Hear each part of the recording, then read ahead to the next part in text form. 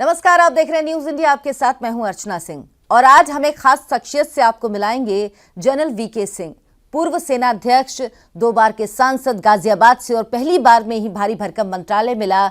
इस बार भी वो राष्ट्रीय राजमार्ग मंत्रालय में राज्य मंत्री हैं। इसके अलावा नागरिक उड्डयन मंत्रालय में भी राज्य मंत्री का प्रभार उनके पास है। सर, बहुत बहुत स्वागत है आपका न्यूज इंडिया। बहुत बहुत धन्यवाद अर्चना। सर, सबसे पहले 2022 का चुनाव, उत्तर प्रदेश बेहद महत्वपूर्ण 5 राज्यों में क्या चुनौतियां हैं 2022 में बीजेपी के लिए? क्योंकि 7 साल, तकरीबन 8 साल आपकी केंद्र की सरकार को होने वाले और 5 साल यूपी की सरकार को। सबसे पहले तो मैं ये कहूँगा कि उत्तर प्रदेश देश की राजनीति के अंदर हमेशा से एक अलग प्रदेश रहा। उत्तर प्रदेश अगर जीतता है, जो भी पार्टी जीतती है, उसका वर्चस्व रहता है। ये वर्चस्व 2017 में हमने प्रदेश में देखा और 2014 के अंदर हमने देश में देखा कि किस तरीके से एक बहुत भारी बहुमत मिला। 2017 में बहुत भारी बहुमत मिला। आज अगर आप पीछे मुड़कर देखें और निष्पक्ष तौर पर देखें, कोई किसी पार्टी के चश्मे की आवश्यकता नहीं है, आपको 2-3 चीजें दिखाई देंगी। 2017 से पहले उत्तर प्रदेश क्या था और 2017 के बाद क्या है, ये बहुत साफ दिखाई देता है।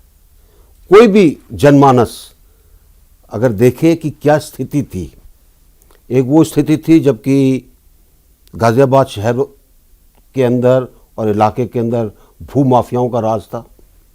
जो मर्जी आए उसका प्लॉट ले लेता था या मकान ले लेता था। हमारी बहनें और बेटियां सुरक्षित नहीं फील करती थी, चाहे वो स्कूल जा रही हैं, चाहे कॉलेज जा रही हैं, चाहे बाजार में जा रही हैं। गरीब और वंचित सिर्फ एक वोट बैंक था 2017 से पहले। लोग बोलते बहुत थे कि हम जी ये कर रहे हैं, लेकिन अगर उसका आंकलन आप करो, वो सब नाम के वास्ते था, सिर्फ वोट के वास्ते था। तो अब क्या, जब योगी सरकार आई तो योगी जी ने काम किया है, जो योजनाएं हैं उनका लाभ लोगों तक पहुंचा है, और क्या वो वोट में बदलेगा? एक सबसे बड़ी चीज जो कि भारतीय जनता पार्टी की रही है और योगी सरकार की रही है, और जो कि हमारे माननीय प्रधानमंत्री जी की एक सोच है, ये पार्टी सर्वस्पर्शी पार्टी है। जितने वर्ग हैं, जितने समुदाय हैं, बिना भेदभाव के सबके लिए काम करती है। लोग कुछ भी बोलते रहें, लेकिन मैं आपको जमीन की स्थिति बता रहा हूं। आपको 2 उदाहरण देता हूं। उज्ज्वला गैस योजना आई, उज्ज्वला योजना, सिलेंडर दिए गए, बीपीएल लिस्ट के हिसाब से सिलेंडर दिए गए। उसको अगर आप उठाकर देखेंगे तो उसमें आप पाएंगे कि जिन समुदायों को लाभ हुआ ज़्यादा, वो हैं जिनके बारे में लोग कहते हैं कि इनकी तो कभी बीजेपी देखभाल नहीं करेगी। फिर क्या जरूरत है योगी आदित्यनाथ जब ऐसे बयान देते हैं 80 और 20 वाले? इन बयानों से भी तो कंट्रोवर्सी होती है। देखिए, कंट्रोवर्सी जब दूसरे लोग उठाते हैं तभी ऐसे बयान देने पड़ते हैं। अपने आप कोई नहीं चाहता, लेकिन अगर आप लोगों को भ्रमित करें, आप किसी धर्म और किसी समुदाय के नाम पर अगर आप वोट मांगे, तो फिर 80 और 20 की वास्तविकता बतानी पड़ती है ना कि भाई हमने तो सबके लिए काम किया है। लेकिन अगर आप तुष्टीकरण के अंदर अभी भी घुस रहे हो, आपको आज का मैं आपका टेलीविजन देख रहा था कि हम आएंगे तो पुरानी वाली पेंशन योजना लेकर आएंगे। हम किसका मूर्ख बना रहे हैं? कौन सी पेंशन योजना की आप बात कर रहे हो? 25 साल पहले पेंशन का सिस्टम बदला गया, एनपीएस के नाम से, न्यू पेंशन स्कीम के नाम से, जिसके अंदर कुछ सरकार रखती है, कुछ आप रखते हो पैसा, और अंत के अंदर आपको वो पेंशन मिलती है। सिर्फ एक वर्ग अलग था इसके अंदर, क्योंकि उनको जो पेंशन मिलती थी उसको घटाकर 50% पे किया गया था। वो थे आर्म्ड फोर्सेस, उनकी कंडीशंस अलग हैं। 18 साल की उम्र के अंदर एक आदमी भर्ती होता है, 35 साल की उम्र में छोड़ के चला जाता है, और उसके साथ साथ कैसे कंपेयर करोगे, इसलिए उनका सिस्टम अलग था। लेकिन आज अगर आप कहो नहीं जी हम वो पुरानी वाली लेकर आएंगे, तो आप तो मूर्ख बना रहे हो ना लोगों का। तो इसी तरीके से बहुत चीजों को लोग बाग एक मुखौटा पहनकर भ्रमित करने की कोशिश कर रहे हैं। क्या बीजेपी संदेश देने में कामयाब हुई है? क्योंकि पश्चिमी उत्तर प्रदेश गाजियाबाद उसमें आता है जहां पहले चरण में चुनाव होगा 10 फरवरी को।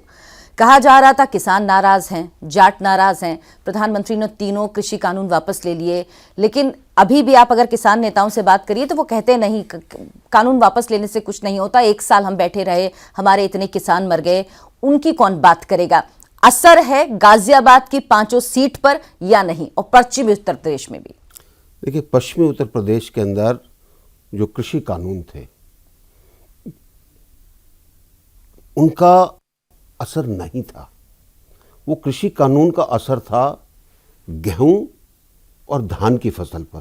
हमारा तो गन्ने का इलाका, और योगी जी ने जो मायावती जी छोड़ गई, जो अखिलेश जी ने पैसा नहीं दिया वो भी दे दिया, और बाकी जो बकाया था वो भी दे दिया। मेरे ख्याल से 6 महीने का बचा होगा, वो भी मिल जाएगा।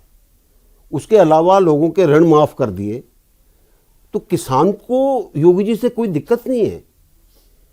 किसान, इसीलिए आप देखेंगे आम जो किसान है, अगर हम बुलंदशहर का इलाका लेते हैं, आईटीसी यहां पर गाजर की और मटर की खेती करवाता है, और उस कानून के अंदर क्या था, कॉन्ट्रैक्ट की बात थी, कॉन्ट्रैक्ट फार्मिंग था। यहां तो हो रही है ना, हाँ।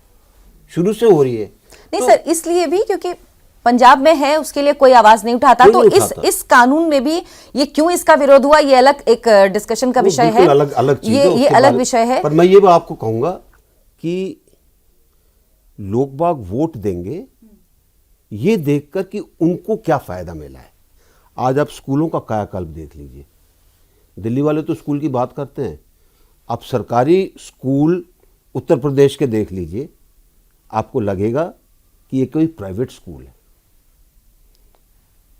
खाना भी अच्छा मिलता है मिड डे मील के लिए,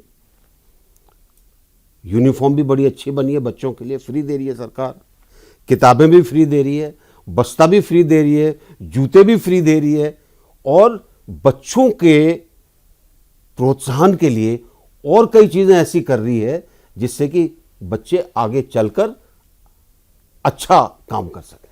उत्तर प्रदेश में जो वोट मिलेगा वो मुख्यमंत्री योगी आदित्यनाथ के नाम पे मिलेगा या प्रधानमंत्री नरेंद्र मोदी के नाम पे?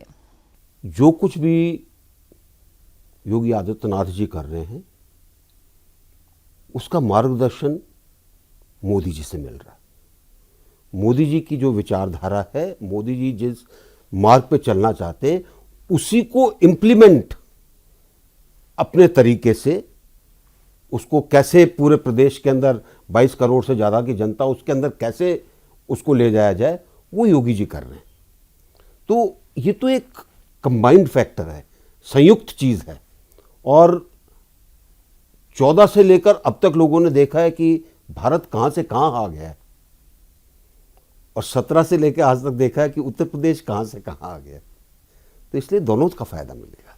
चलिए सर, बहुत बहुत धन्यवाद आपका, आपसे बात करके बहुत अच्छा लगा। और चुनाव के जब नतीजे आएंगे उसके बाद एक बार फिर आऊंगी आपसे चर्चा करने के लिए, बात करने के लिए, और तब बात करेंगे कि आकलन जो किया आपने वो कितना सही रहा, कितना लोगों ने भरोसा किया आपके और आपकी पार्टी के काम पर। बहुत बहुत धन्यवाद। जनरल वीके सिंह, जिन्होंने कहा कि वो सीटों की संख्या नहीं बताते लेकिन उनको पूरा भरोसा है कि मेजॉरिटी आएगी उनकी सरकार की, और एक बार फिर से उत्तर प्रदेश में योगी आदित्यनाथ मुख्यमंत्री बनेंगे। बहुत बहुत धन्यवाद। नमस्कार।